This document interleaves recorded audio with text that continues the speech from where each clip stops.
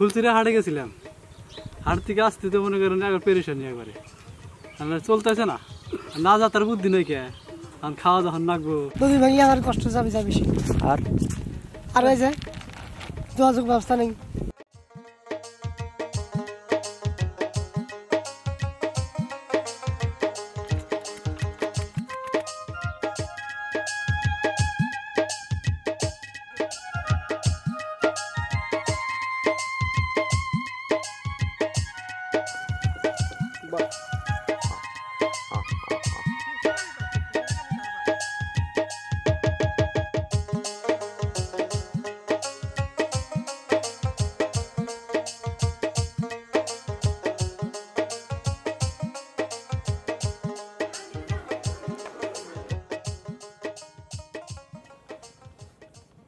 গাইবান্ধা জেলার ফুলছড়ি উপজেলার উপর দিয়ে বয়ে চলা এই যমুনা নদী ভরা বর্ষায় জলে টালমাটাল থাকলেও বর্তমানে এর উপর দিয়ে চলা নৌকার মাঝিদের নৌকা চালাতে হচ্ছে নদীর গভীরতা দেখে। এই যমুনা নদী অনেক পরিবারের কান্নার কারণ হলেও কোনো কোনো জনপদকে করেছে সমৃদ্ধ। তেমনই একটি চর এই উপজেলার ফজলুপুর ইউনিয়নের দক্ষিণ খাটিয়ামারি। দর্শক, চলুন দেখে আসি এই চরের মানুষের জীবনযাত্রা।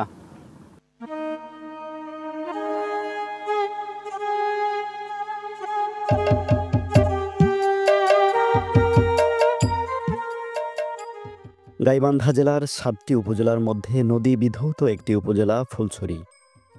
এটি যমুনা ও ব্রহ্মপুত্র নদের প্রবাহ দ্বারা গঠিত একটি নিম্নাঞ্চল, যেখানে নদী ভাঙন, বন্যা ও চরাঞ্চলের পরিবর্তন জনজীবনে গভীর প্রভাব ফেলে।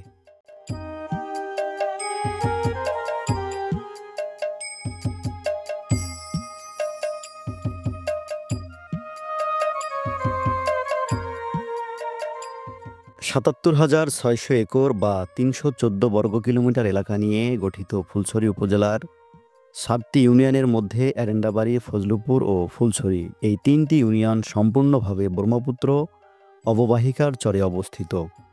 এছাড়া কুঞ্চিপাড়া ইউনিয়নের কিছুটা এবং গজারিয়া ও উড়িয়া ইউনিয়নের অধিকাংশ এলাকা নদীর সাথে সম্পৃক্ত।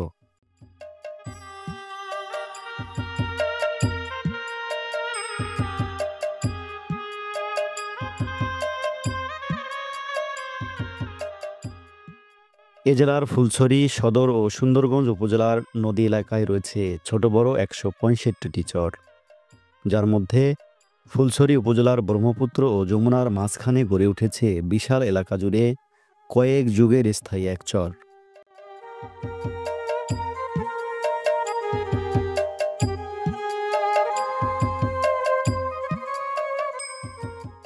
এই চর উত্তর দক্ষিণে কম বেশি 22 কিলোমিটার এবং পূর্ব পশ্চিমে কম বেশি 7 কিলোমিটার। 50 বছরের উপরে খণ্ডে খণ্ডে গড়ে ওঠা এই চর একত্রিত করেছে জেলার ফুলছড়ি উপজেলার ফুলছড়ি ও ফজলুপুর ইউনিয়নকে।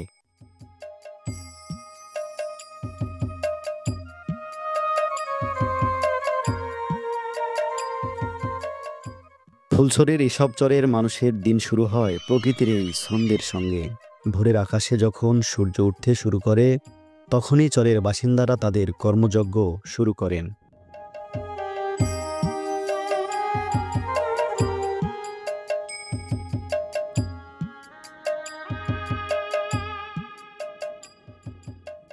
বিশেষ করে রাত জেগে নদীতে জাল ফেলে মাছ ধরা জেলেরা ভোরের আলো ফোটার সঙ্গে সঙ্গে নদীর ধারে মাছের ঝুড়ি নিয়ে ব্যস্ত হয়ে পড়েন। কিছু জেলে তখনও পানিতে নেমে জাল গুটিয়ে নেন, আবার কেউ কেউ নতুন করে জাল ফেলতে ব্যস্ত হয়। অন্যদিকে কৃষকরাও মাঠে যেতে প্রস্তুত হয়। চরের উর্বর মাটিতে চাষাবাদই তাদের প্রধান জীবিকা। কেউ হাল চাষে, কেউ ফসল তোলায় ব্যস্ত হয়ে পড়ে। নারীরাও পিছিয়ে থাকে না, কেউ গরুর জন্য ঘাস কাটতে, কেউ বা লেগে পড়ে গৃহস্থলীর কাজে।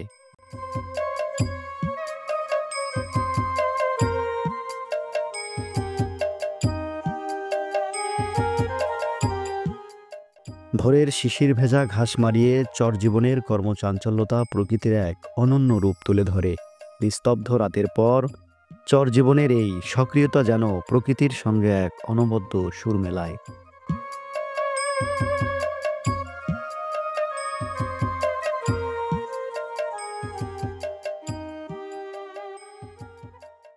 ফুলছড়ির চরাঞ্চলে যোগাযোগের একমাত্র মাধ্যম নৌকা। বর্ষাকালে চারপাশ পানিতে ডুবে গেলে এই নৌকায় হয় মানুষের চলাচলের একমাত্র ভরসা। শিশুরা স্কুলে যেতে, কৃষকেরা ফসল আনতে, ব্যবসায়ীরা হাটে পণ্য নিয়ে যেতে কিংবা রোগীরা হাসপাতালে পৌঁছাতে নৌকার উপরেই নির্ভর করে সবাই। বিশেষ করে ভরা বর্ষায় নদীর স্রোত বেড়ে গেলে আরও চ্যালেঞ্জিং হয়ে ওঠে নৌকায় পারাপার। ঢেউ আর স্রোতের সঙ্গে লড়াই করে পৌঁছাতে হয় নিজ নিজ গন্তব্যে। বয়স, জাতি, পেশা নির্বিশেষে সবাইকে একইভাবে যেতে হয় এই নৌযাত্রার অভিজ্ঞতার মধ্য দিয়ে। জীবনের প্রয়োজনে, জীবিকার তাগিদে কিংবা শিক্ষার জন্য নৌকায় চরের মানুষের একমাত্র সেতুবন্ধন।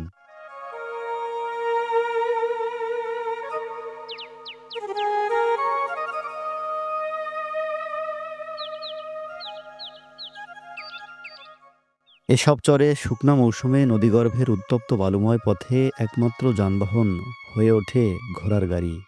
এই সময়ে নদীর পানি শুকিয়ে যায়, ফলে প্রচণ্ড রোদে নদীগর্ভ বালুময় ও উত্তপ্ত হয়ে পড়ে। তখন ঘোড়ার গাড়ি একমাত্র নির্ভরযোগ্য যানবাহন হিসেবে ব্যবহৃত হয়। এটি এতই গুরুত্বপূর্ণ পরিবহন হয়ে ওঠে যেখানে অন্য কোনো যানবাহন ব্যবহার করা সম্ভব নয়। ফুলছড়ির বিস্তীর্ণ ২২ কিলোমিটার চরের অভ্যন্তরের যোগাযোগ ব্যবস্থা অত্যন্ত দুর্বল। নৌকা ছাড়া অন্য কোনো যাতায়াত ব্যবস্থা কার্যত নেই। আর শুকনো মৌসুমে বিকল্প হিসেবে একমাত্র ভরসা হাঁটা পথ। অনেক সময় কাঁচা ও অসমান পথ পেরিয়ে এক জায়গা থেকে আরেক জায়গা যেতে সময় লেগে যায় ২.৫ থেকে ৩ ঘন্টা।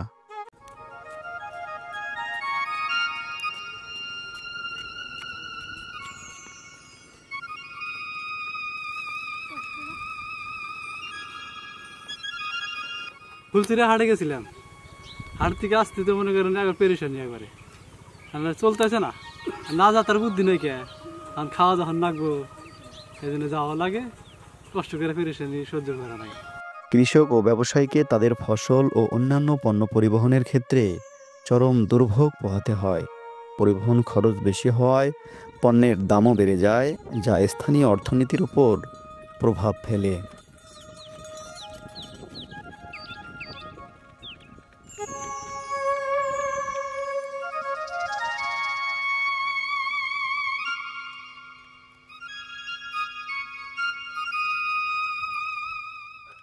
মরুভূমির মতো উত্তপ্ত চরের পথঘাট পেরিয়ে জীবিকার তাগিদে প্রতিদিন এভাবে যাতায়াত করেন চরের বাসিন্দারা। প্রয়োজনীয় জিনিসপত্র নিয়ে এভাবেই বিস্তীর্ণ বালুর পথে অবিরাম সংগ্রাম চরবাসীর। বালুময় উত্তপ্ত এই চরপথে সব শ্রেণী পেশা ও সকল বয়সী নারী পুরুষ এভাবেই ছোটে একান্ত প্রয়োজন ও জীবিকার তাগিদে।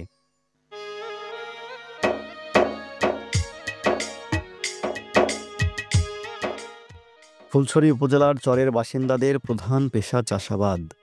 বিশেষ করে প্রচুর পরিমাণে চাষ হয় ভুট্টা, মরিচ, গম, সরিষা ও কালাইসহ বিভিন্ন তেলজাতীয় শস্যের। নদীর পানি ও পলিমাটির কারণে জমিগুলো চাষের জন্য উপযোগী হয়ে ওঠে, যা কৃষকদের ফলনের পরিমাণ বাড়াতে সাহায্য করে। বছরের বিভিন্ন সময় চরাঞ্চলে নতুন নতুন ফসল ফলানো হয়, যা স্থানীয় কৃষি অর্থনীতির ভিত্তি গড়ে তুলেছে। ধান চাষও এখানকার কৃষকদের অন্যতম প্রধান ফসলগুলোর একটি।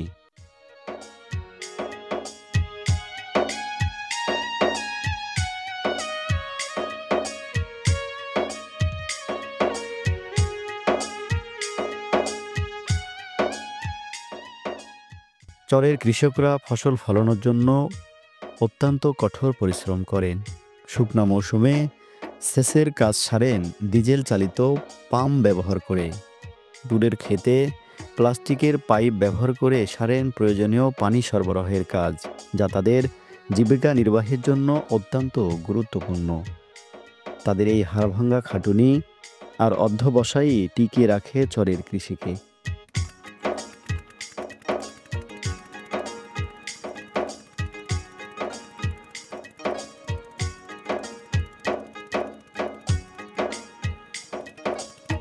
এই চরের প্রধান ফসল ভুট্টা ও মরিচ। বাসভূমি ছাড়া উৎকৃষ্ট মৌসুমে এই চরের চারদিকেই চোখে পড়ে ভুট্টা আর মরিচের ক্ষেত। এখানকার কৃষকদের স্বপ্নের বড় পুঁজি ভুট্টা মরিচের আবাদ।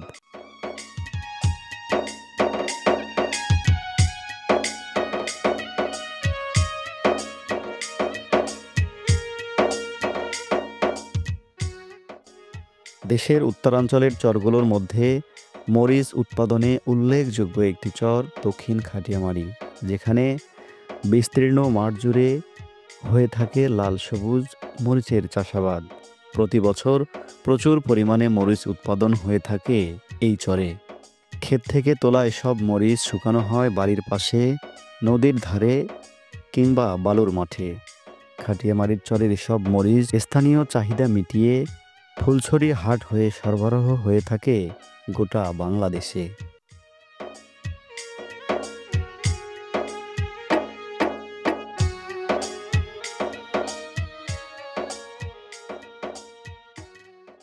পুরুষদের পাশাপাশি কৃষিকাজে সমানভাবে শ্রম দেন এই চরের নারীরা।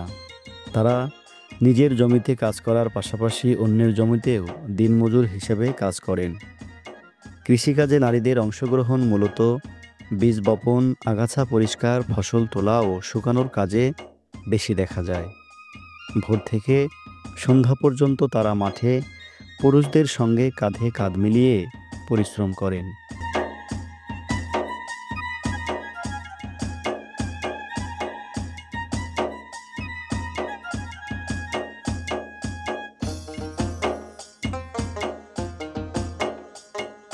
এছাড়া গৃহস্থলীর কাজের পাশাপাশি গবাদি পশুপালন, হাঁস মুরগি প্রতিপালন ও কাঁথা তৈরির কাজে নারীরা দক্ষ। চরের নারীদের এই অক্লান্ত পরিশ্রম শুধু পরিবারই নয়, সামগ্রিকভাবে গ্রামীণ অর্থনীতিতেও গুরুত্বপূর্ণ ভূমিকা রাখে। তাদের অবসর সময়ের কাঁথা তৈরির কাজ চরের নারীদের এগিয়ে নিয়ে যায় আরও এক ধাপ।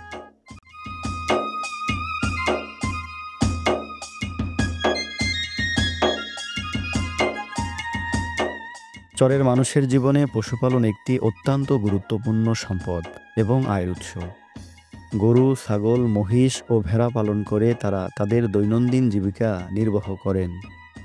সকাল হলেই চরের মানুষ তাদের পশুগুলিকে নিয়ে বের হন ঘাস খাওয়ানোর জন্য। নিয়ে যাওয়া হয় নদীর তীরে।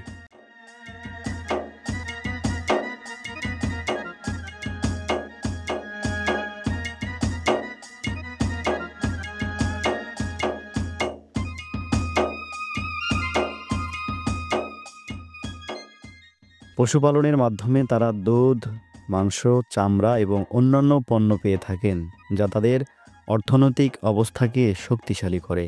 এছাড়াও পশুগুলো কৃষিকাজেও বিভিন্নভাবে সাহায্য করে।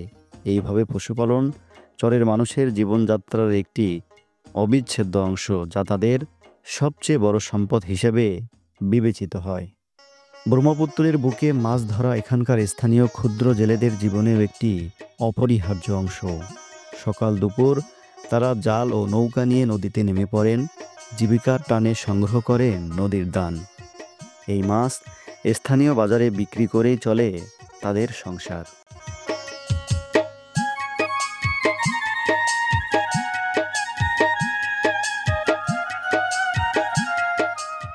তবে শুধু পেশাদার জেলেরা নয়, কাজ শেষে শখের বশে কিংবা আমিষের চাহিদা মেটাতে স্থানীয় সাধারণ মানুষও জাল হাতে মাছ ধরতে নামে ব্রহ্মপুত্রে। এতে একদিকে তাদের পরিবারের খাদ্যের সংস্থান হয়, অন্যদিকে নদীর সঙ্গে এক গভীর সম্পর্ক গড়ে ওঠে। এই নদীকেন্দ্রিক জীবনযাত্রা প্রজন্মের পর প্রজন্ম ধরে চলে আসছে এভাবেই।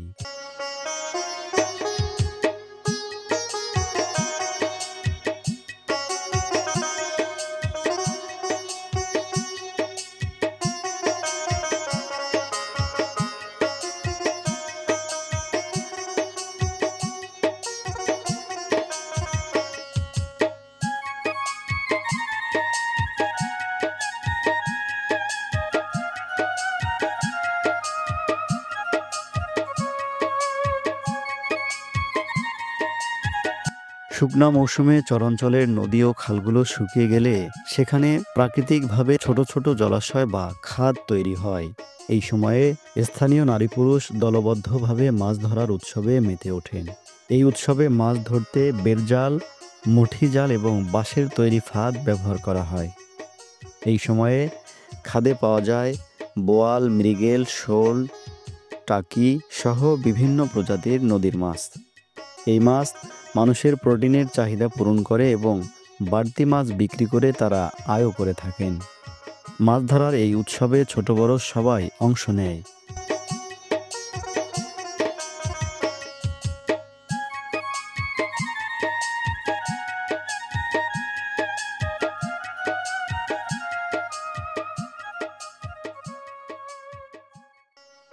এটি গ্রামীণ অর্থনীতির এক সুন্দর চিত্র। দক্ষিণ খাটিয়ামারির চরে গড়ে ওঠা এই বাজার এখানকার স্থানীয় মানুষের জন্য হয়ে উঠেছে একটি গুরুত্বপূর্ণ কেন্দ্র, যেখানে নিত্য প্রয়োজনীয় সবকিছুই পাওয়া যায়।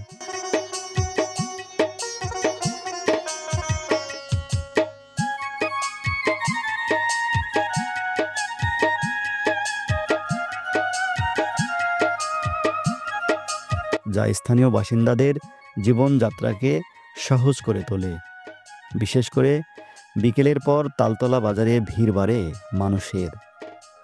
বিকেল থেকে রাত পর্যন্ত চলা এই বাজার স্থানীয় মানুষের বিচরণে থাকে কোলাহলপূর্ণ। এমন হাটবাজার শুধু পণ্য কেনাবেচার স্থান নয়, এটি হয়ে ওঠে সামাজিক মিলনস্থল। এত সব উন্নয়ন সম্ভাবনার পরেও ব্রহ্মপুত্রের ভাঙ্গনে নিঃস্ব হওয়া মানুষের দুঃখগাথা গল্পের যেন শেষ নেই। প্রবল বন্যায় সব হারিয়ে নিঃস্ব মনিরুদ্দিন তাদেরই একজন। একসময় নিজের বাড়িঘর, গবাদি পশু সবই ছিল তার, কিন্তু এক রাতে রাক্ষসে ব্রহ্মপুত্রের থাবায় হারিয়ে যায় নিমিষেই। নির্দয় ব্রহ্মপুত্রের করাল গ্রাসে হারিয়ে যায় তার স্বপ্ন, সংসারের নিরাপত্তা। ঠাঁই হয় ওই দূরের চরে। বৃদ্ধ মনিরুদ্দিন আবারও শুরু করে নতুন করে বাঁচার সংগ্রাম। শূন্য হাতে নামা ওই সংগ্রামে তার পাশে দাঁড়ায়নি কেউই। বছরের পর বছর নদী ভাঙ্গনের শিকার এই মানুষগুলোর দুর্দশার খবর অনেকেরই অজানাই থেকে যায়। সাহায্যের আশায় থাকে তারা, কিন্তু সহমর্মিতার হাত বাড়ায় খুব কম মানুষই।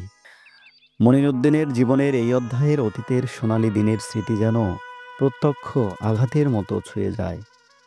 তার নতুন চরের এক কোণে একমাত্র ক্ষুদ্র ঘরে বসবাস করতে করতে প্রতিটি নিঃশ্বাসে জীবনের পূর্ণতা যেন আবার ফিরে আসার আশায় কষ্টের সুর বাঁধে।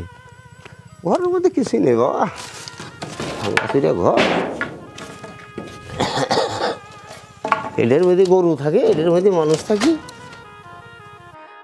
পরন্ত বিকেলের আগমন মানে দিনের শেষের ধীরে ধীরে অবসান, যখন চরের বাসিন্দারা লিপ্ত হয় বাড়ি ফেরার ব্যস্ততায়। পশ্চিম আকাশে সূর্য হেলে পড়ার সাথে সাথে মানুষের হৃদয়ে এক নিঃশব্দ আহ্বান জাগে, যার প্রতিফলন তাদের প্রত্যাশিত গন্তব্যের দিকে ঝুঁকে যেতে দেখা যায়। প্রকৃতির পরিবর্তন, বিকেল থেকে সন্ধ্যায় রূপান্তর মানুষের জীবনের একটি অবিচ্ছেদ্য অংশ। সূর্য নিভু নিভু সন্ধ্যার কিরণে দিনের পরিশ্রম শেষে ক্লান্ত কৃষকের গরুর পাল নিয়ে বাড়ি ফেরার চিত্রে প্রতিফলিত হয় গ্রামের দৈনন্দিন সংগ্রাম ও শান্তির মিশেল। এটি আমাদের মনে করিয়ে দেয় প্রকৃতির সুরে মানুষের জীবন কতটা নির্ভরশীল, একই সঙ্গে কতটা সহজাত। দিনের শেষে ক্লান্ত কৃষকের আগমন শুধুমাত্র শারীরিক ক্লান্তিরই ছবি নয়, বরং জীবনের সংগ্রাম, প্রত্যাশা ও অবশিষ্ট স্বপ্নের এক নিঃশ্বাসও বহন করে।